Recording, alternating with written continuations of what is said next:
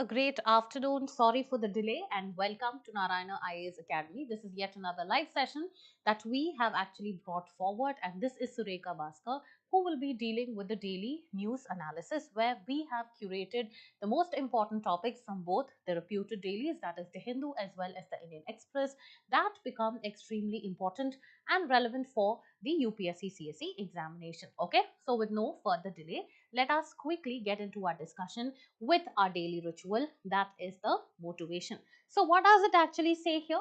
Without struggle there can be no progress. Okay, so whatever it is, whether you are employed or whether you are an aspirant or a student, regular school going student or a graduate who's searching for a job, there cannot be any kind of progress. Okay, so nothing comes easy. No one actually brings a platter and serve you just like that, right? So for our own progress we have to struggle, and that progress does not come that easy without any kind of struggle. So this applies to whichever field you are, whether you are actually an aspirant who is striving to become a bureaucrat, or an already a person who has already qualified into the bureaucracy, whether you're an IAS officer or whether you are an educator or a teacher, everything actually comes to you only after a significant period of genuine struggle. Okay, in that pursuit you should not cheat or behave with deceit, because it's better to lose with integrity rather than to win with deceit. So this is what you need to know. Now moving forward, let us actually see the topics that we will be dealing with today. So the first article has been picked up from page number 8 of the Hindu. Okay, so this says development without the savaging of urban biodiversity. So in this particular article we will be discussing about an important concept of what do you mean by urban biodiversity. Okay, so how much, as there is expansion in, or you can say rapid urbanization that is actually taking place, where it is expected that by 2050 70% of the population will be living in cities. How well are we going to manage the biodiversity in the urban spaces? Okay, so is it going to be sustainable? At the same time, are we moving towards or progressing towards our achievement of the sustainable development goals? All that we'll be discussing in this particular article. So this is going to be a mains oriented article where we will be discussing about the urban biodiversity. So as such, biodiversity actually provides us, or the you can say the ecosystem actually provides us different types of services, right? It can be your provisioning services, like it provides us food as well as water. The next one, it can be regulating services, like for example regulation of climate change as well as all the cycles that actually take place. The next one is the aesthetic element, that is your cultural services. Okay, so apart from the provisioning services, the regulating services, the cultural services, it also provides what? The supporting services. Okay, the supporting services. So whether it is possible to preserve the ecosystem that is actually providing us with various or these many services or not, is what we will be discussing in this particular article. Okay, so the next article that we'll be discussing about is the article taken from page number 11 of the Indian Express. India has lost around 18,200 hectares of primary forest in the year 2024, and this actually talks about the Green Watch Forest Report. Okay, forest report of 2024, where it actually gives us an assessment of the total forest cover or the tree cover, or the entire green cover that India has actually lost. So we will first of all understand the definitions of tree cover. What do you mean by recorded forest? What do you mean by the forest cover? And what are all the classification of the forest based on the thickness of the canopy, etc. All that we will actually be discussing in this particular article. Okay, so this is going to be a prelims based article because the report is actually published by which particular organization, what have been the trends in the decline of the forest cover, or the other kind of decadal decline or decadal increase of the forest or the tree cover. All these actually come in the examination. Sometimes the definition itself comes in the examination. Okay, now moving forward, The third article has been picked up from page number 14 of the Hindu. China, Pakistan decide to include Afghanistan in the CPEC. So here our point of discussion will be the China, Pakistan economic corridor. So China Pakistan economic corridor, and this particular corridor is a part of the broader initiative, that is the BRI, that is the Belt and Road Initiative, or the One Belt One Road Initiative, that is the OBOR initiative of China. So here we will be seeing what do you mean by the CPEC? CPEC is the China Pakistan economic corridor, that is part of this particular BRI or the OBOR initiative. So if that, because of that, what happens, it actually, a part of it passes through the Pakistan occupied Kashmir, and that is why it actually has significant implications on India's foreign policy, okay, or India's interests. So let us actually discuss about what is this particular BRI initiative and what is the CPEC initiative. Here, if you expand the CPEC corridor to include Afghanistan as well, what is going to be the trouble? So all that we will discuss over here.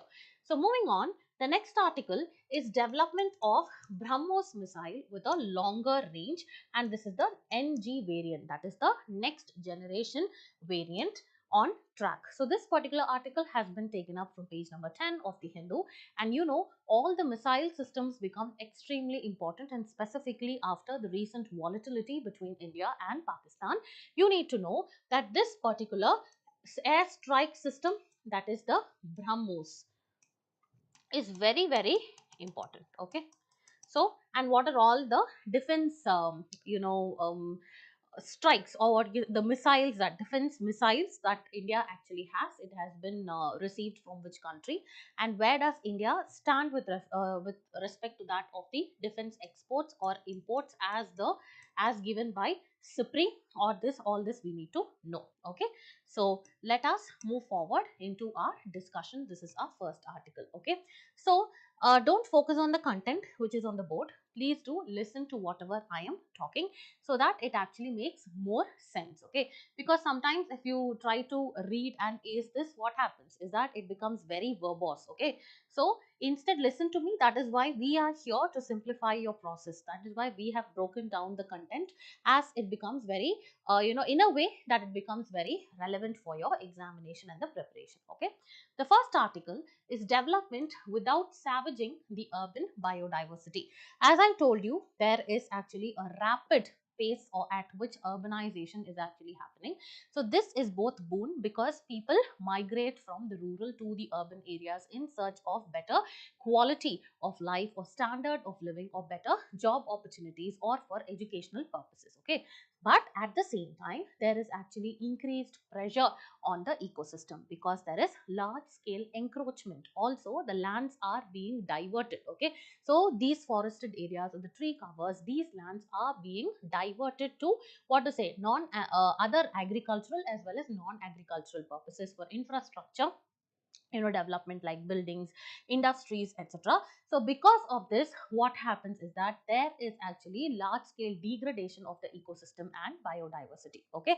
So how to handle both this urbanization as well as ecological balance hand in hand, and in case if there is degradation, how to restore the biological diversity. So all that we will be looking at in this particular article, okay. So the first important or the relevant information that we'll be looking at here is the urban biodiversity. So what is the concept of urban biodiversity and how it is important to sustain this urban biodiversity in our pursuit to sustainable development.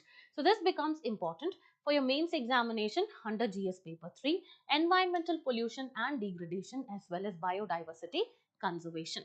So let us move forward and see. In the year 2019, there has been a mains question that was asked by the UPSC, like define the concept of carrying capacity of an ecosystem. So what do you mean by ecosystem first of all, and what is the carrying capacity? How much of people, that is how much of human life as well as the animal, that is fauna or the flora that the earth can bear, whether that is only the concept of carrying capacity. So all that we need to know, okay. So how it is relevant to the environment, and explain how understanding this concept is important for sustainable development and planning of a region. Okay, so you need to know that here biodiversity is very, very important, and any kind of questions, that is urbanization and biodiversity, climate change and biodiversity, women and biodiversity, all this can also, be topics that can be asked in the examination. Now, context. So today, May 22nd actually happens to be the International Day for Biological Diversity. Okay, so recently you would have heard that India has come out with the National Action Plan for Conservation of Biological Diversity, and this action plan is with or in line with the Kunming Montreal Protocol. Kunming Montreal Protocol, okay, for conservation of biological diversity. So you have to know about this because we had the 16th conference of parties, that is COP16 of UNCBD also, which took place recently. So this is very, very important for our understanding. We have dealt with this as well as the tenets, whether India is a part of it or not, what have been the strategies, what are the 30 cross 30 targets of the Kunming Montreal Protocol. All that we had already discussed in our environment and ecology series of our prelims masterclass. So please do go there and visit. Okay, just listen to the lecture. So May 22nd is a day for biological diversity, and it is in the theme harmony with nature and sustainable development. So this actually highlights the growing focus on urban biodiversity conservation. So let's quickly move forward and understand what you mean by urban biodiversity. So this is actually a variety or a variability of the living organisms. Okay, so this can be plants, animals, fungi, as well as the microorganisms that actually habitat, or that actually they are housed in this particular urban as well as the peri-urban ecosystem. So they can range from whether it is the garden that you maintain at home, or the parks where you actually go and take a walk or rest at, or it can be the water bodies, or the remnant natural habitats. What do you mean by remnant natural habitats? It can be a patch of forest which has been, where the remaining kind of the ecosystem is already degraded. There is a patch of the forest that are retained, okay, which are a part of the already degraded ecosystem. So that is called as the remnant natural habitat. Okay, so cities are expanding, at a very, very rapid pace. So there is a rapid urbanization where cities are becoming concrete jungles, which will actually host around 70% of the global population by 2050. Here what happens, the role of biodiversity becomes very, very important, because these are very important for human beings to address or to cope up or adapt to the challenges which are posed by the pollution, climate change, as well as the anthropological activities. Okay, as well as for our well-being, we need biodiversity. Also, biodiversity earlier was considered as a peripheral concept. Peripheral concept means for us to exist, we need to conserve the biodiversity as well.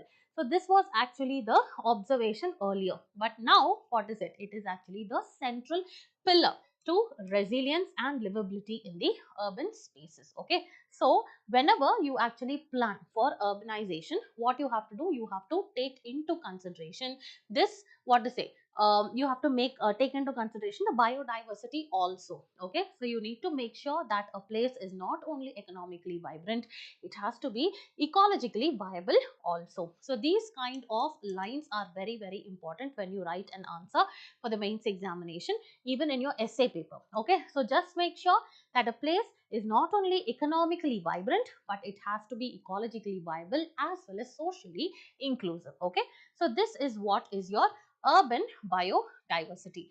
Now let's see what is the significance of this particular urban biodiversity or the biodiversity. So don't focus too much on the content. The first one, it is useful for, it actually provides you various ecological services, because it helps in the purification of air. It actually helps in providing fresh oxygen for our respiration. Also for carbon sequestration. Okay, so they absorb the carbon dioxide, and that is why forests as well as oceans are called as what? Carbon sinks. So it is used for all the purposes. Okay, thereby it improves the quality of air. Then regulation of temperature. For example, if you see the region which is actually filled with forest or the green tree belt, for example, in Frankfurt, Germany, This has actually, what has it done? It has reduced the ambient temperature by around 3.5 to 4 degrees, okay, and increased the relative humidity by 5% compared to the other places. Next one, the flood mitigation. Obviously, if you see the vegetated areas, they help in preventing the floods, or you can say mangroves prevent the tsunami from attacking the coastal areas. Also, the noise pollution can actually be controlled by this significant strip of tree line which is planted, which can reduce the noise pollution by around 5 decibels. Okay.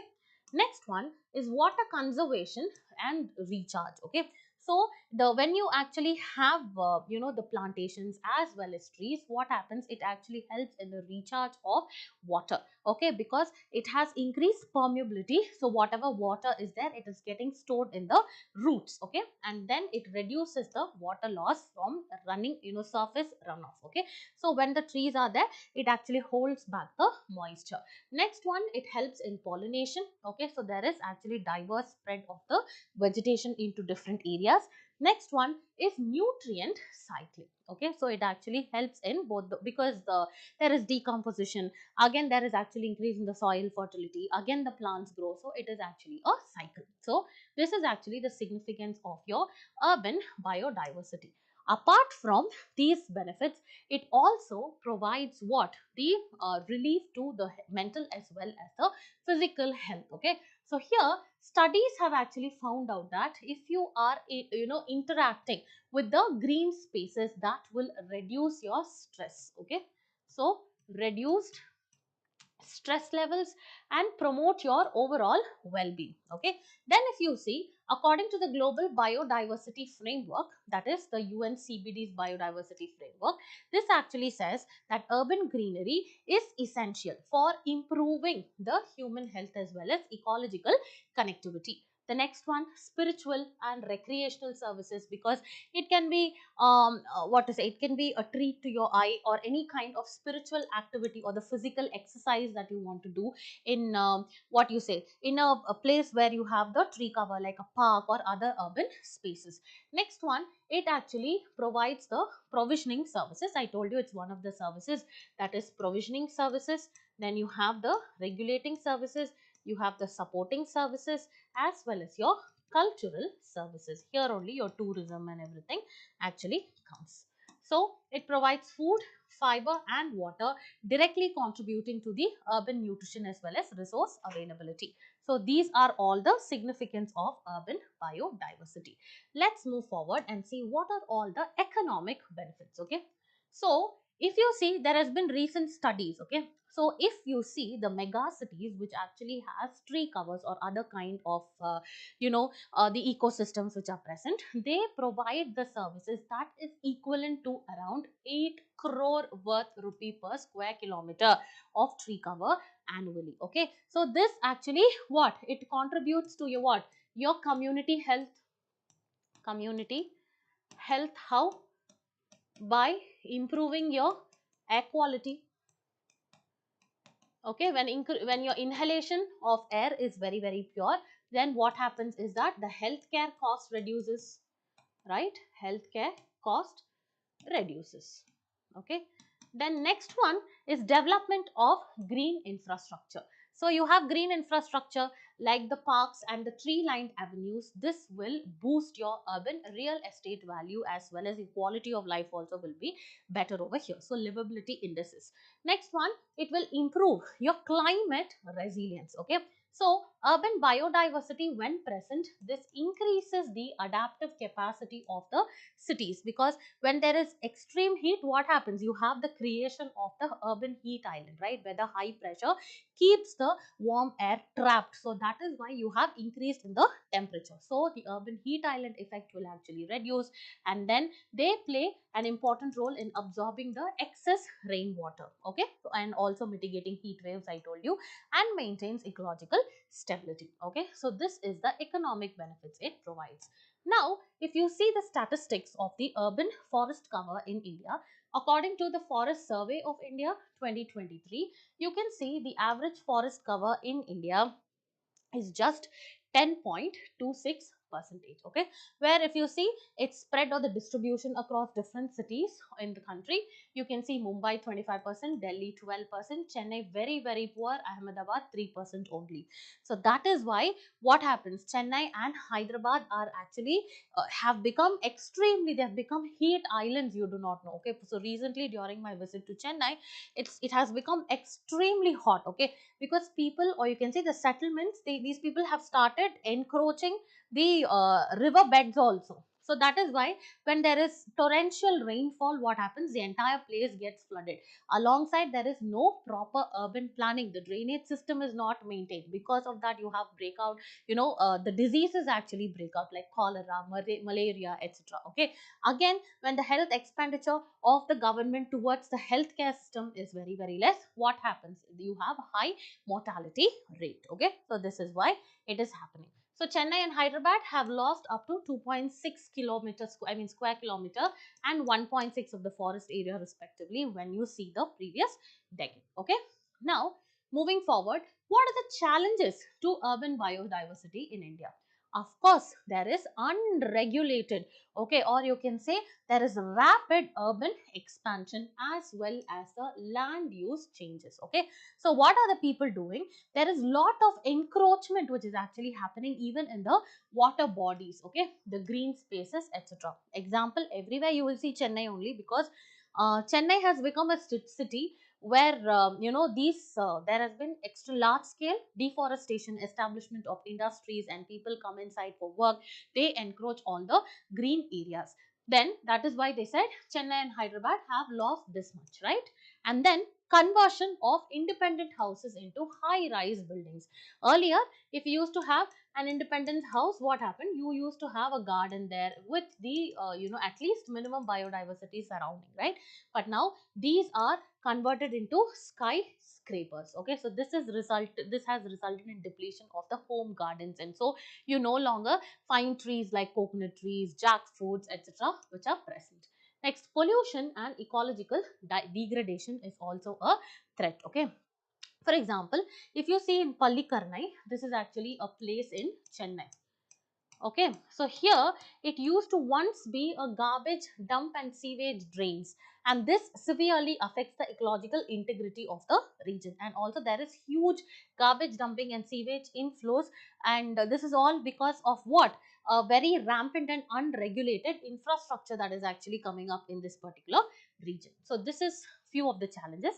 Next one, of course, there is weak governance, and even if the governance is there, there is poor implementation, okay, at the grassroots level. Because every time you cannot blame the Ministry of Environment that they have to see, the central government authorities have to come and see, you actually have to take up the onus, okay, or own the responsibility. So although there are tools like City Biodiversity Index, this is nothing but it evaluates the biodiversity of a city, and here it is based on 23 factors or parameters, like you can see the ecological parameters, and then there are certain ecosystem service as well as the governance over there. So all this is taken into consideration, and finally you have what?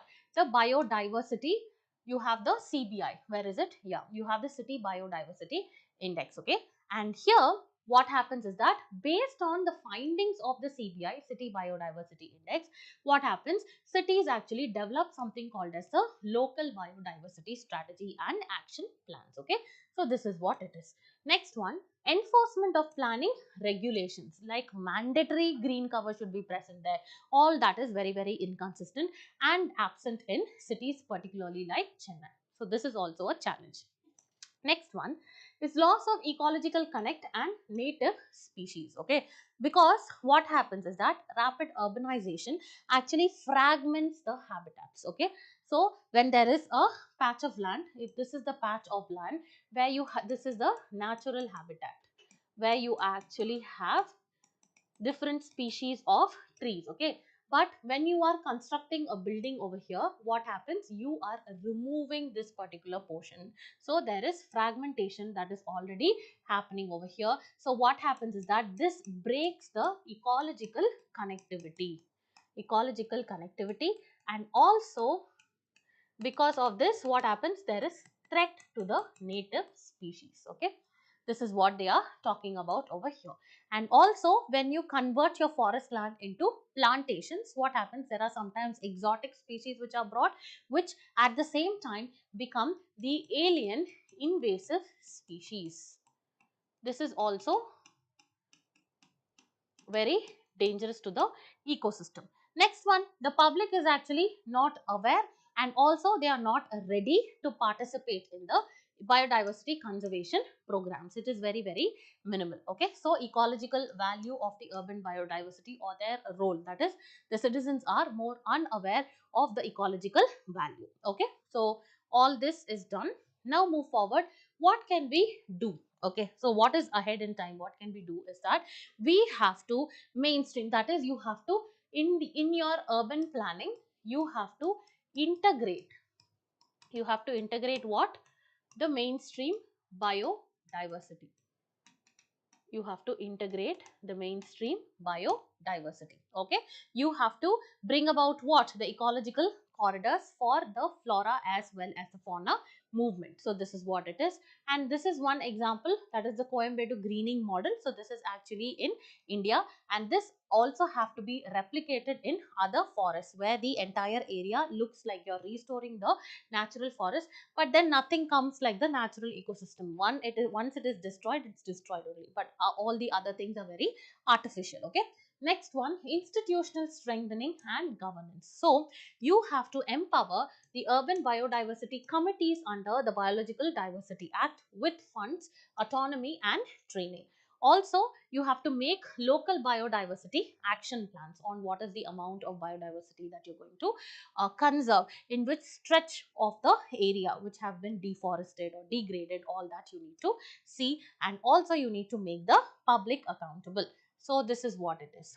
Now the others are the legal and the regulatory measures. Okay, so ensure legal protection of the forest, and also the destruction of the tree cover or illegal encroachments actually have to be punished.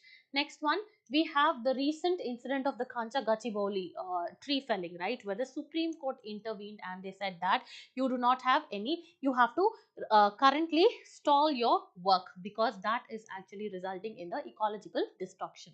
Next one, community and multi-stakeholder involvement. Okay, so it has to be private as well as civil society organizations, the NGOs, all of them actually have to come towards, and we need to practice the biodiversity conscious citizenry. So these are the steps that we as responsible citizens actually take up. Okay, next one, moving to the second article. This is again about how much of forest or the tree cover that India has actually lost.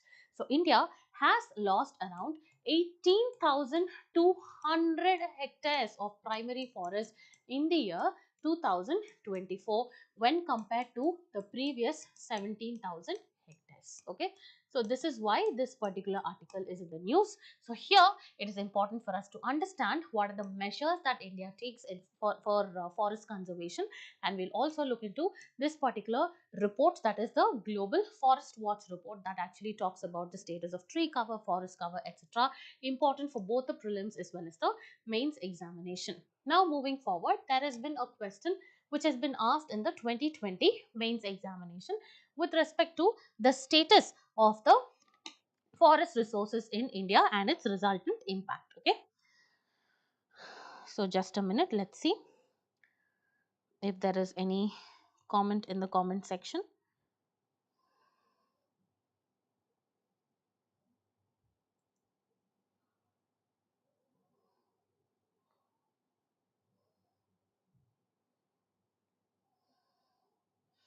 Okay, so the previous year question, the status of forest resources of India and its resultant importance of climate change. Okay, so now let's actually move forward and see the particular report, that is the Global Forest Watch report. So first we need to know about what is Global Forest Watch. We will see. Okay, so here according to that, India has lost around 18,200 hectares of primary forest in 2024, and increased from 17,000 hectares in 2023. Okay, now moving forward, What is this Global Forest Watch? It is actually a web application. So this major role is to monitor the global forest using the satellite data as well as the other sources, and it is an initiative of the World Resources Institute WRI, which is a non-profit research institution. Okay, so based in Washington, all that is not important. So the primary data is from the University of Maryland, again not important. Now moving forward, let us see the key definitions which are involved. Okay, first is what is forest cover? Any land, okay, or any or all of the land which is, for example, this is the land cover, okay, which is either equal to or it is more than 1 hectare in area, and it should have tree canopy which covers 10% of this total area, irrespective of the ownership or the legal status. That is called as your forest cover. It can include orchards, it can include bamboo, it can include the palm farms, etc. Okay, then classification of forest cover is actually defined by the thickness or the density of the canopy it actually has. Okay, canopy is this umbrella portion. See, this is the thickness. So this is called as what? Canopy. Okay. So when the canopy density is greater than 70%, it is called as very dense forest. And if it is between 40 to 70, it is called as moderately dense forest. And then if it is between 10 to 40, it is called as open forest, and it is called a scrub if the canopy density is less than 10%, generally with shrubs which is interspersed with the trees. Okay. So you will have trees, then you will have shrubs, you will have trees. So here the canopy density is actually less. It is called a non-forest when the land actually does not fall into any of the above four categories. Okay, so this can include the grasslands, it can include the cropland or the settlements. Now what do you mean by, so first we saw what is forest cover, then what do you mean by the recorded forest area? What do you mean by the recorded forest area or the forest area? Here all the geographic area that is recorded as forest under government records. Okay, so this can actually include your reserved forest, it can include your protected forest, all those are mentioned which are mentioned in the Indian Forest Act of 1927. Additionally, you have what? Your unclassed forest, your village forest, etc., which are all recognized as forest by the state as well as the local authority. Okay, next one is tree cover. Don't think all these the trees which are actually present in the forest area are called as tree cover. No, the trees, or you can say trees outside the recorded forest areas, which also include small patches of trees less than 1 hectare in size, is actually called as what? The tree cover. This includes the individual trees, the block plantations, linear plantations, and scattered trees that are not classified as the forest cover in the satellite data. Okay, now we will see the key observations of the report. It has actually said for the past 1 decade, India lost around 2.31 million hectares of tree cover. Okay, so this is nothing but 7% decrease in the tree cover since 2000. It is huge. Okay, and also India has gained at the same time. It has gained over 1.78 million hectares from the in the previous decade, 2000 to 2020, previous 2 decades, which is 1.4% of the global increase. Also, the primary forest loss in India is around 3,48,000 hectares of humid primary forest. This is 18% of the total tree cover loss in the same period. And next, what are all the major causes? Okay, so this is because of, it can be the natural disturbances, it can be because of logging or deforestation, it can be because of agriculture, or you can say the infrastructure development. So all these are examples, or you can say 95% of the reasons or the causes for this particular degradation of the forest. Okay, next, moving forward, what are all the states that are majorly affected? Okay, so the states that are majorly affected are 5, predominantly the northeastern states, which includes Assam, Mizoram, Meghalaya, Nagaland, as well as Manipur. And then the fire related losses because of the forest are up to 35,900 hectares of tree cover. And carbon emissions that are released because no more, these forests cannot hold, right? When they are actually degraded, what happens? They cannot sequester carbon anymore. So it has emitted around 1.29 gigatons of carbon dioxide equivalent. Okay, so this is what is the what to say, the numbers that have actually been given by the report. Now let us actually see what are all the efforts or India's initiatives in order to improve the tree cover in just a minute's break.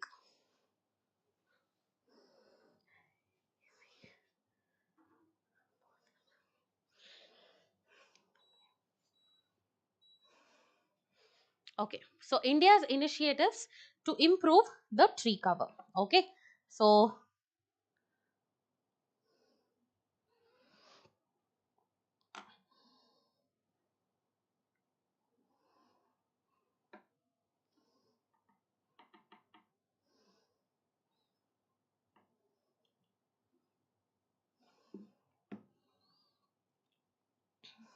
okay, so what are all India's initiatives in order to improve the tree cover?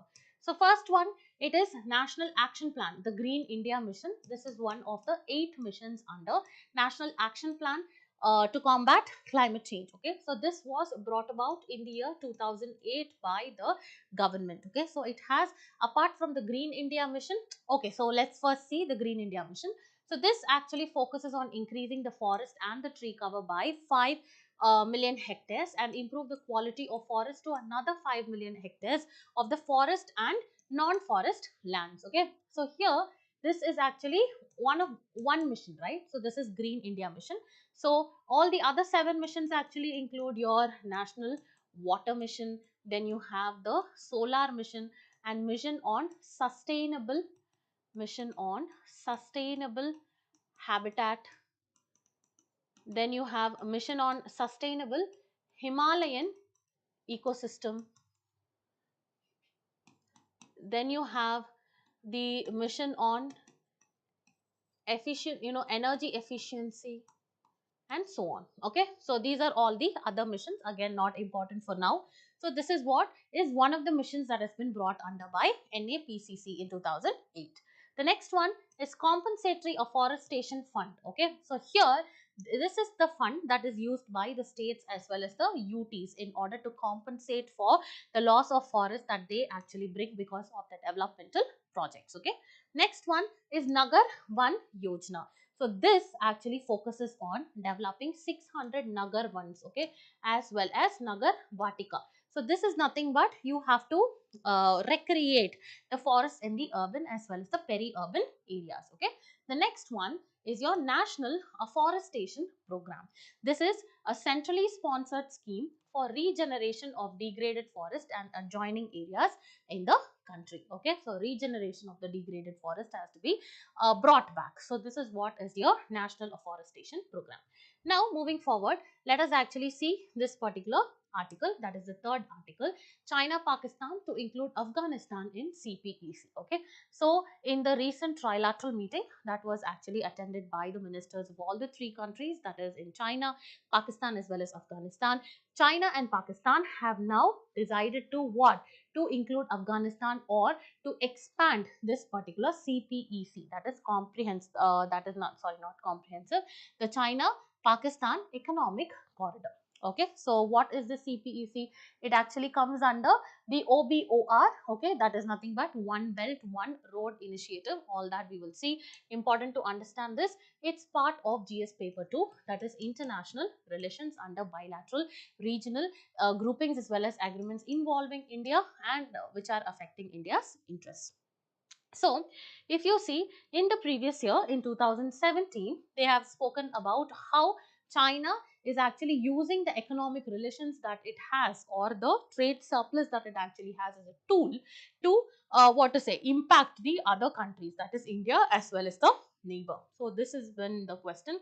So you need to know what is the relationship that India actually shares with the immediate neighbors, what is the relationship that India actually shares, whether it is a comprehensive partnership or whether it is has been upgraded to strategic partnership. Okay, so all that with the immediate neighbors to the extended neighbors as well as the bilateral relations with the other countries like India, US, India, Russia, all that becomes important. So in the recent trilateral foreign ministers mechanism in Beijing, Pakistan, China and Afghanistan discussed about the expansion of CPEC in order to include Afghanistan. So here it is important for us to understand what do you mean by this CPEC. So it is actually a 3000 kilometer infrastructure corridor. So this is actually going to link. So see, this is actually the corridor. This is going to include this Gwadar port in Pakistan to Kashgar in China. So if you see the route, it actually passes through POK, that is Pakistan occupied Kashmir. Okay, so this is why it is of it is impacting India to a greater extent. Okay, so let us see what is this infrastructure project. So this links Xinjiang region to the Gwadar port in Pakistan, Balochistan province. Okay, and this is actually an initiative between China and Pakistan. Why? In order to improve the connectivity within Pakistan through a network of not only roads but also railways and pipelines. Okay, and also there will be, along with it, there are different energy as well as the industrial infrastructure projects that will be taking place as part of CPEC. So not just connectivity but also infrastructure development. And also it is important because it provides direct route, right, to the Middle East and Africa. So what are they saying? So for China, it provides a direct route to the Middle East and Africa via the Indian Ocean through the Gwadar port. So they can actually come here. So you can if you see, this is India. So you have, this is China and this is Pakistan. So now through this path, what happens? It can actually move to through this Indian Ocean. So this is Indian Ocean. So it can move through this Indian Ocean. It can reach the Middle East also, and then it can reach Africa also. Okay, so this is why. So here what happens here, so this is what the gateway will be provided for Pakistan. It's a symbiotic relationship. It's all about interest in foreign relations, right? So since Pakistan is providing a gateway to China, what happens? China will help in Pakistan's enhancement of infrastructure in order to alleviate the energy shortages that Pakistan is actually undergoing, as well as the unstable or volatile economy. Okay, so we actually saw this. Now let's move. This is a part of the OBOR initiative. This is nothing but the Belt and Road Initiative, also called as the One Belt One Road Initiative. It is a multi-billion-dollar global infrastructure plan that was brought about by China around 12 or 13 years back, that is 2013. So again, this entire OBOR connects Southeast Asia. From here I'm telling, from Southeast Asia, then it connects Central Asia, and then it goes to the Gulf region also, the Middle East you can say, and then it goes to Africa, and then it goes to Europe. Okay, so this is the connectivity it actually provides. Okay, so this is not just the land connectivity, but also there is sea connectivity. Okay, so this is what is the OBOR initiative. So if you see here, this is actually your economic belt, Silk Road economic belt, which actually comes from Europe. It actually reaches the Middle East, then comes to Asia, and then it also goes here. Okay, to China over here. You can see China over here, and then you have the maritime route as well. You can see the Mediterranean, the Red Sea, and then the Indian Ocean, and then it actually connects here. Okay, the South China Sea and so on. So this is the OBOR initiative. Okay, so what are all the land-based economic corridors? See, this is not very important, but then you can know that CPEC is a part of OBOR. Okay, so apart from that, there is BCIM also, Bangladesh, China, Myanmar corridor. India corridor is there, which connects the southern China to India via Bangladesh as well as Myanmar. Then you have the China Indochina Peninsula corridor. This actually connects southern part of China to Singapore via the other Southeast Asian countries. Next one, China Central Asia West Asia corridor stretches from western China to Turkey. The next one is New Eurasian Land Bridge. Again, it is again western China to western Russia. That is why they are trying to increase the connectivity of China to the rest of the world. So this is what is the OBOR initiative, and I told you there is a maritime Silk Route also, right? This enhances the sea connectivity by connecting the provinces of China to the Mediterranean Sea through Singapore, as well as the Gulf of Hormuz, the Strait of Hormuz. All these are also getting connected, the Arabian Sea and so on. Now, the last article is about the BrahMos missile. So, development of BrahMos missile with a longer range is what? The next generation. Okay. So, next generation BrahMos missile. So, they are actually talking about the development, or what are the processes that are involved in reaching the next stage of enhancement or technological expansion of the BrahMos, okay, to next generation. So, here it is important for us to know about the BrahMos missile system, important for GS paper 3, indigenization of technology as well as developing new technology specifically in the field of defense, and why these defense and missiles, their payloads, their strike capacity, whether they are surface to surface or whether they are the long range ballistic or the cruise missiles, whether they are hypersonic, subsonic or supersonic, depending upon the velocity, all that becomes very important for your exam. As you can see, in 2014 there was a question on Agni 4 missile. Okay, now let's move forward to see why this particular topic is in the news. So, India is advancing the development of lighter and more versatile BrahMos next generation missile, and they are extending the original BrahMos missile range. So, earlier it was 400 kilometer, and now they are trying to enhance to 800 kilometer. Okay, so this is going to increase the strategic deterrence capacity of this particular missile system, and also the strike capability or the flexibility is going to increase. Okay, so now let us understand about the BrahMos missile. So it is a supersonic cruise missile. So depending upon the speed, missiles are classified into what? Supersonic, the subsonic, supersonic and hypersonic. Okay, so anything that can go beyond a speed of 3 Mach is called as supersonic. Okay, so it's a supersonic cruise missile. There are two kinds of missiles. Okay, one is a cruise missile, the next one is the ballistic missile. So don't think BrahMos is a ballistic missile, it is a cruise missile. So what is the difference between cruise and ballistic is that here it actually has a jet propulsion system. Here there is a rocket propulsion system. Okay, so what do you mean by jet propulsion? The cruise missile predominantly stays within the atmosphere. Okay, so this is the cruise missile. So what does it do? It actually does not carry the oxidizer. It just carries only the fuel, and then the propulsion to this particular missile system is given by what? Using oxygen from the atmosphere itself. So that is what is cruise missile. It actually grows closer, or you can say it goes in a way that it actually hugs the land and it is within the atmosphere.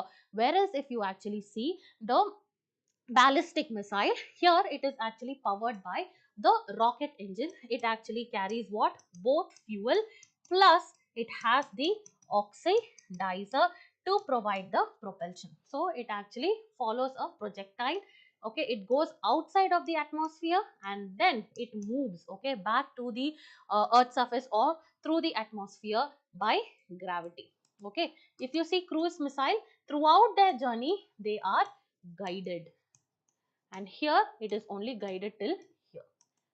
Its return back into the atmosphere and back to the earth is by gravity. Okay, so this is why it is a supersonic cruise missile jointly developed by India and Russia after the names of the river Brahmaputra of India as well as Moskova of Russia. Okay, so that is why Bra plus Mos, BrahMos. Okay, so it was actually inducted in the year 2005 and it can be launched from all the surfaces, that is land, sea as well as air platforms. The speed up to 2.8 Mach, that is 3 I told you, and initially it was capped at what? 290 kilometer range due to the missile technology control regime. Okay, India actually joined this missile technology control regime in the year 2016. This actually allowed development of missiles with ranges even beyond 300 kilometers. So first it was extended to 450 and now it is being developed for 800 kilometers. Okay, so this is what it is, and the maiden test trials of this has also been conducted successfully. So what is this BrahMos next generation? Let us see. It is actually a newer version, a lighter version, as well as a sleeker air-launched variant under the advanced development. And it is designed for platforms like the Sukhoi Su, this is actually the jet, as well as the LCA Tejas, light combat aircraft Tejas. It is important to know about all these defense systems. The weight is going to be 1.33 tons compared to 2.65 tons of the current air-launched BrahMos missile. Next one, capacity is, this jet, Sukhoi jet, can actually carry 4 BrahMos and Tejas can carry 2. It is expected to be ready for flight testing within 1 to 2 years, and also enhanced combat capability due to the reduced size as well as the weight. Okay, so operational usage by the Indian Air Force, when was it used? During the recent turmoil that we actually had with that of Pakistan. We successfully used BrahMos air launched, 1 minute, variants. BrahMos air launched variant was used. It was delivered by these jets and they actually achieved precise strikes and evaded the Chinese origin Pakistani air defense system. Okay, so this is what is the article about. So what is the strategic importance? It is a primary deterrent weapon. All this is not important. Okay, so here let us actually skip it. So BrahMos original as well as BrahMos next generation, this is what we need to see. So the original supersonic cruise missile, we know that, right, 2.8 Mach, and the current one is lighter air launched missile. Next one, the range, first it was 290 and then after MTCR it became 450 as well as 800. Here it's expected to be around 290 to 300 kilometers. Speed 2.8 Mach, again the speed is similar. Launch platforms, all three, here it is predominantly air and aircraft integration with SU, what to say, 30 MKI, and here 4 can be carried in this particular jet and Tejas can carry 2. Weight is 1.33 tons, this is 2.65 tons, and here if you see the status, this is operational. Here they are actually developing it and they will be testing it in 1 or 2 years. Okay, so this is what are the key takeaways for the prelims examination. Now let us solve a mains practice question. So urban biodiversity is emerging as a cornerstone of sustainable urban development. Discuss the significance of conserving urban biodiversity and suggest a roadmap for integrating it into India's urban planning framework. So here we need to divide this answer, or you can say the approach answer, into the introduction, body as well as the conclusion. And let us see the introduction. So what do you mean by urban biodiversity? It is a variety or versatile life forms that are actually present in the urban and the peri-urban areas. Okay, so here as urbanization increases, what happens? It actually becomes very vital for us to preserve them and to increase the resilience, okay, to the climate change as well as adaptation. So in the body, you have to talk about what is the significance. It offers the ecological services, the health and the well-being, the economic value of a place is actually increased. It increases the climate resilience and community identity. All these are the significance that the biodiversity actually produces. However, the unplanned expansion, pollution, as well as weaker implementation, the fragmentation, habitat loss, all those are the associated challenges with the urban biodiversity. So what you have to do, you have to go forward and you have to bring about nature-based solutions as well as community participations for the same. Okay. Now, let us solve few MCQs. So, with reference to the Jal Jeevan Mission, consider the following. These were the topics that were discussed yesterday. Okay, so the mission aims to provide 55 liters of potable water per person per day to every rural household through functional household taps by 2024. This is actually correct. Then the mission is implemented by Ministry of Rural Development. No, it is Ministry of Jal Shakti. So this is wrong. If 2 is wrong, this can go, this can go, this can go. So remaining is 1 and 3. However, we will see the third statement. Goa was the first state to achieve 100% tap water connectivity in the rural households under the mission. Yes, this is actually correct. So your answer is B. Next, let's move forward and see the second question. The Ganges River dolphin is found in which of the river systems? Yesterday we saw, right? The Ganges itself means that it's present in the Ganges, Brahmaputra and Meghna. Very important. Okay. Next one, Karnauli Sangu. Yes, across Nepal. region. Next one, Godavari Krishna, it's not found in the south. Then the Indus River also does not have it. Okay, so 1 and 2 only. So the answer is A. You can eliminate 3 and 4, so you will arrive at A. Okay, so the next one is with reference to the WHO pandemic agreement. Okay, so consider the following statements. It is a legally binding treaty adopted under Article 19 of the WHO Constitution. Is it correct? Yes, this is correct.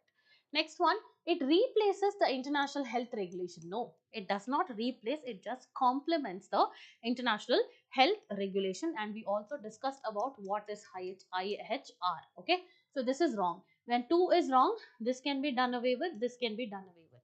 Let's see the third one. It mandates that companies allocate a portion of pandemic related medical products to WHO, both free of cost and at an affordable prices. Yes, this is correct. 3 is correct. Let's see 4. The treaty requires any medical product developed through public funding must be kept exempt from intellectual protection globally. Is this correct? This is also correct, I think. Yeah, this is also correct. So 1, 3 and 4 are correct. Okay, so here the answer is C. Okay, so this is what is our discussion on these are all the questions that we actually developed on today's discussion. So with reference to BrahMos missile system developed and whether India actually capped the range through MTCR or not. Next one, with the classification of forests, what is forest cover, what is tree cover, etc. And the next question is about the China-Pakistan economic corridor. Please do visit our website, that is our Narayana Navigator website, in order to solve these MCQs. Okay, so you can actually see where are the gaps, where you're making mistakes, so that you can correct based on our discussion. However, we'll be taking this up in tomorrow's discussion. Okay, so thank you so much for watching. If you actually liked our session, please do like, share and subscribe to Narayana IAS Academy YouTube channel. Thank you. We'll meet you soon in another live session.